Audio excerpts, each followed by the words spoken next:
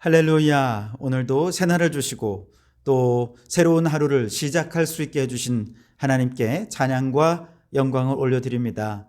지난 주일 오후 예배 때 말씀드린 것처럼 매일 하루에 5번씩 시편 23편의 말씀을 마치 약을 복용하듯이 그렇게 말씀을 읽는다면 이번 한 주간이 끝날 때 여러분의 입술에서는 내 잔이 넘치나이다 라고 하는 풍성한 은혜에 대한 고백이 넘쳐날 것입니다.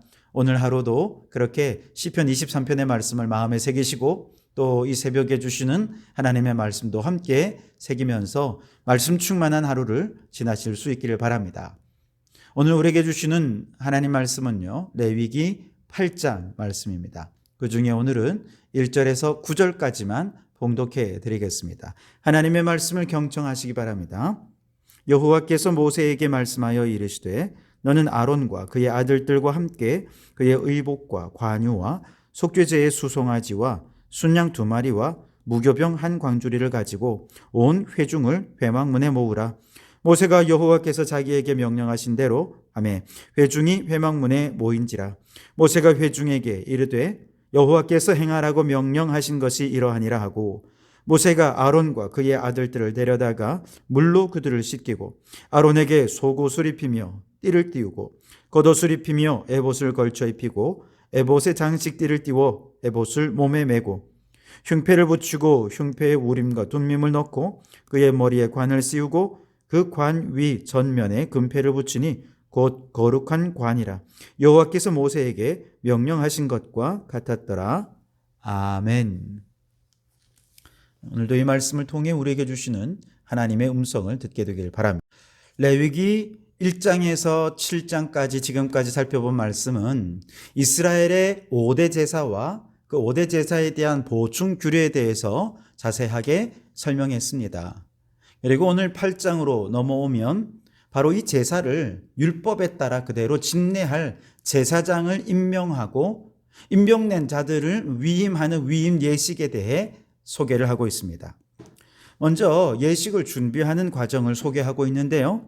2절에 보시면 너는 아론과 그의 아들들과 함께 그 의복과 관유와 속죄제의 수송아지와 순양 2마리와 무교병 한 광주리를 가지고 라고 말씀을 하시죠. 앞서 출애굽기에서 제사장 의복의 구체적인 내용과 만드는 과정을 살펴보았습니다만 하나하나가 얼마나 정성과 사랑이 들어갑니까? 그뿐입니까? 관유를 만들기 위해서 이제 감람류를 찢고 빻고 이렇게 하는 과정 속에도 얼마나 많은 정성과 사랑과 수고가 들어가는지요. 제물을 구하기 위해서 흠없는 제물을 준비하고 누룩이 들어가지 않은 무교병을 준비하는 모든 과정 속에는 예배를 준비하는 자들의 헌신과 사랑과 수고가 녹아 들어가 있는 것이죠. 그렇습니다, 여러분. 예배는 예배 그 자체로도 너무 귀중하지만 사실은 그 예배는 이미 예배를 준비하는 단계에서부터 시작이 되는 것입니다. 우리도 매주일 예배를 드립니다만 매주마다 우리 찬양팀들 그리고 중창단들 모두가 다 늘 이번 주에는 어떤 곡을 준비해야 하나님께 영광이 되고 성도들에게 은혜가 될까 고민하여 선곡하고 그들이 여러 번 그 곡을 듣고 누구보다 아침 일찍 와서 준비하고 그렇게 함께 성도들과 찬양하는 모든 과정에는요, 대단한 정성과 사랑이 들어있는 것입니다. 뿐만 아니죠. 주방에서 수고하시는 분들, 주일 전부터 재료를 구입하고 성도들이 어떻게 해야 입맛에 맞게 만들까 고민하면서 그렇게 식사를 준비할 때 그 속에는 엄청난 헌신과 수고의 땀방울이 있는 것입니다. 여러분, 주일에 그저 시간이 딱 떼어서 예배만 겨우 참여하는 분과 주일을 위해 찬양으로 주방 봉사로 또 여러 가지 모습으로 준비하는 성도들 중에 누가 더 예배의 은혜가 더하겠습니까? 우리가 은혜는 사모한다라고 말은 하면서도 예배를 위해 아무런 준비를 하지 않고 그저 예배에만 딱하니 참여한다면 그건 감나무 아래에서 입만 벌리고 감이 떨어지기를 기다리는 게으른 사람과 똑같습니다. 간혹 그 중에 떨어지는 감을 먹는 것처럼 부스러기 은혜, 떨어지는 은혜를 먹는 것도 은혜가 되긴 하겠지만 여러분, 싱싱한 감을 뚝 따서 맛있게 먹듯이 생명력 넘치는 은혜를 충만히 받으려면 예배를 준비하는 자가 되어야 합니다. 마음으로 준비하고 수고와 노력과 정성을 담아 준비하면 그 모든 수고와 정성 위에 하나님께서 은혜 충만한 예배로 복을 내려 주실 줄 믿습니다. 자, 예배가 준비가 되면 모세는 회중을 회막문으로 불러 모읍니다. 3절에 보시면 온 회중을 회막문에 모으라 그랬습니다. 제사장의 직분은 온 회중을 대표해서 하나님의 일을 감당하는 것이기에 온 회중이 이 제사장 위임 예식에 반드시 참여해야 되는 것입니다. 특별히 온 회중이 제사장 위임 예식에 참여해야 할 또 다른 이유는요, 이 직분은 하나님께서 친히 맡기신 직분이라는 것을 바로 이 예식을 통해 분명히 알라는 것입니다. 제사장의 권위는 사람에 의한 것이 아니라 하나님께서 주신 권위이니 누구도 그 권위에 도전해서는 안 되고 그 권위에 하나님께 순종하듯 순종해야 한다라고 하는 것을 이 위임 예식을 통해 온 백성들이 알게 하신 것입니다. 회중을 모은 이후에 아론과 그의 아들들의 이제 제사를 준비하면서 깨끗이 몸을 씻고 그리고 제사장의 의복을 입습니다. 그리고는 첫 번째로 제사의 절차가 진행되는 것은 제단 모든 기구에 기름을 발라 거룩하게 구별하는 것부터 시작이 됩니다. 10절에 보시면 모세가 관유를 가져다가 성막과 그 안에 있는 모든 것에 발라 거룩하게 하고 그랬죠. 성막과 제단 그리고 그 안에 있는 모든 기구에 기름을 발라 거룩하게 한 그 다음에 사람에게 안수하여 사람을 거룩하게 했습니다. 12절에 또 관유를 아론의 머리에 붓고 그에게 발라 거룩하게 했다 그랬습니다. 자, 그리고 이제 이어지는 제사 의식으로는 제일 먼저 속죄제를 드리면서 죄를 정화하는 의식부터 시작을 합니다. 14절에 보시면 모세가 또 속죄제의 수송아지를 끌어오니 아론과 그의 아들들이 그 속죄제의 수송아지 머리에 안수하며 그랬죠. 자, 제사장은 백성들을 대신해서 예배를 인도하는 예배 인도자죠. 예배를 인도하는 제사장들이 속죄함을 받고 거룩하고 성결해야 바로 그 예배도 거룩한 예배가 될 수 있을 것입니다. 물론 제사장에게 죄가 있다고 해서 제사의식 그 자체가 다 무효가 되느냐? 그런 것은 아닙니다.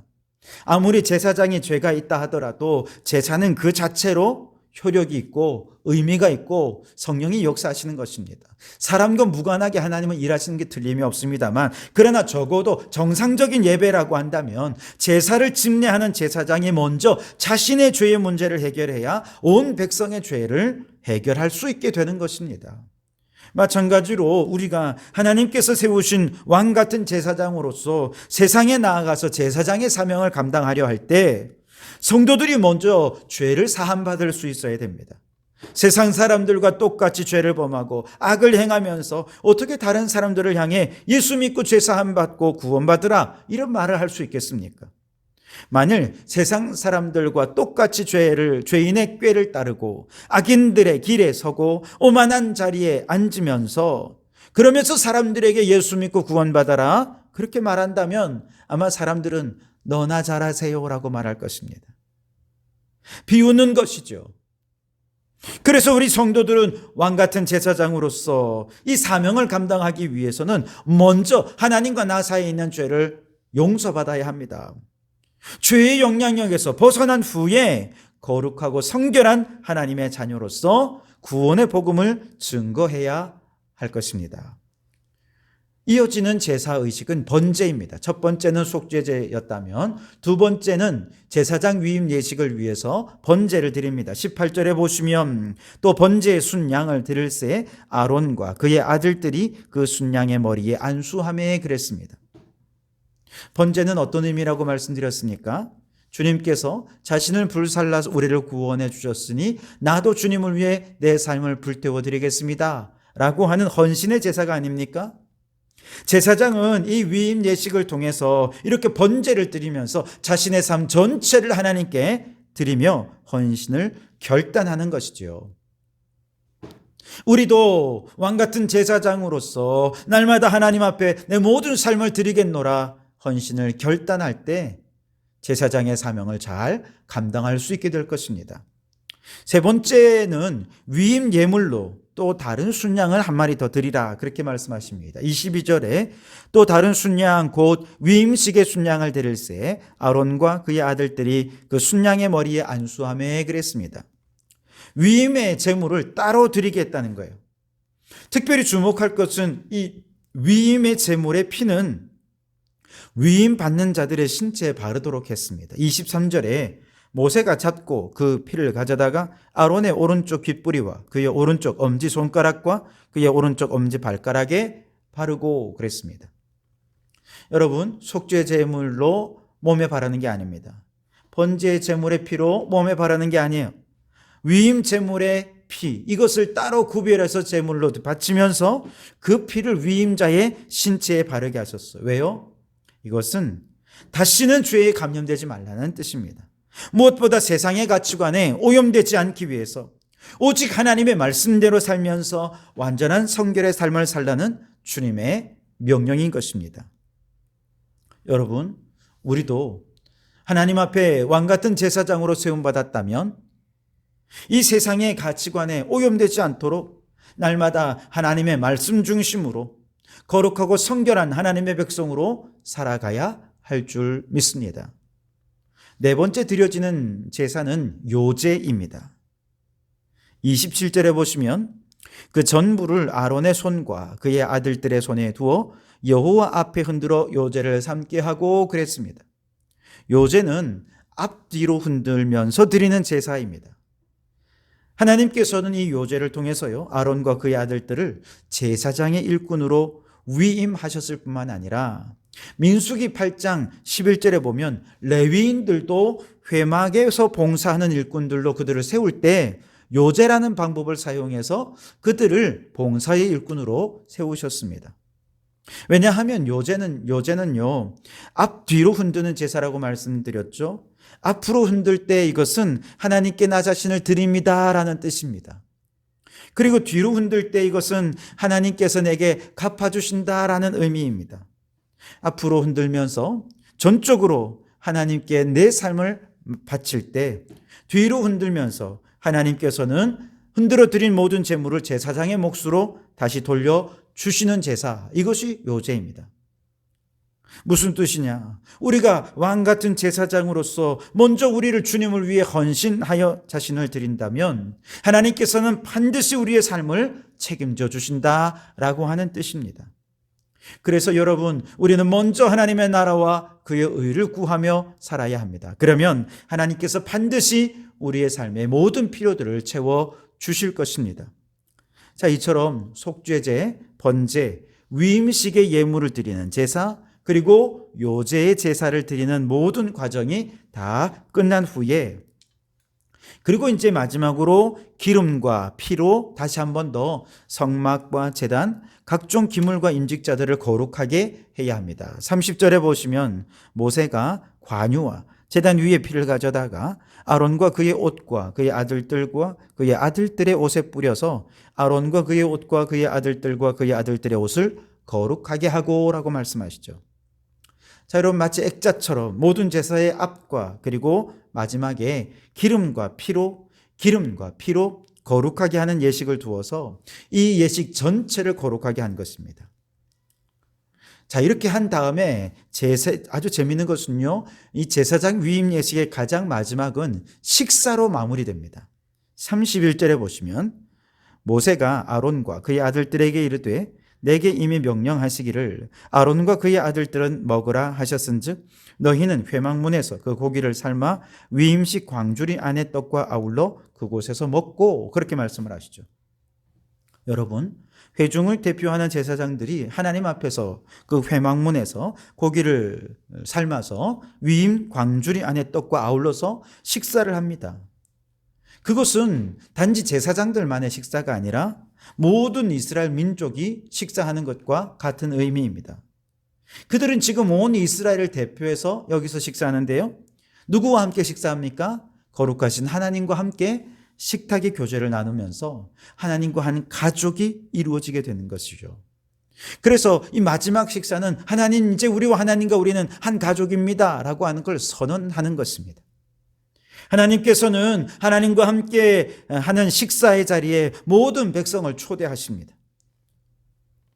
그러나 사람들은 뭐라고 합니까? 아이고 주인님, 나는 소도 사야 하고 나는 장가도 가야 하고 밭도 갈아야 하고 사업도 해야 하니 너무 바쁩니다. 그래서 못 가겠습니다. 왕의 잔치를 거부해버리죠. 여러분, 그래서는 안 됩니다. 왕이 초대한 귀한 잔치가 아닙니까? 천국 잔치입니다. 이 거룩한 천국 잔치에는 아무나 초대된 것이 아니에요.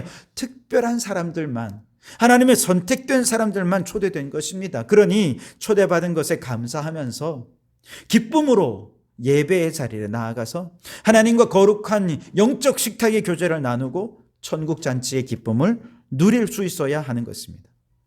그런데 여러분, 과거에는 제사장이 하나님과 백성들 사이에서 이렇게 중보자가 되어서 백성들을 대표해서 하나님 앞에 식탁의 자리를 펼쳤지만, 예수님께서 성소와 지성소 사이에 휘장을 찢으셔서 그리고 이어 성령을 보내시면서 오늘날에는 누구든지 예수의 피를 의지하며 성령으로 말미암아 하나님 앞에 담대히 나아갈 때 하나님과 만나 교제하고 거룩한 식탁의 교제에 참여할 수 있게 되는 것이죠.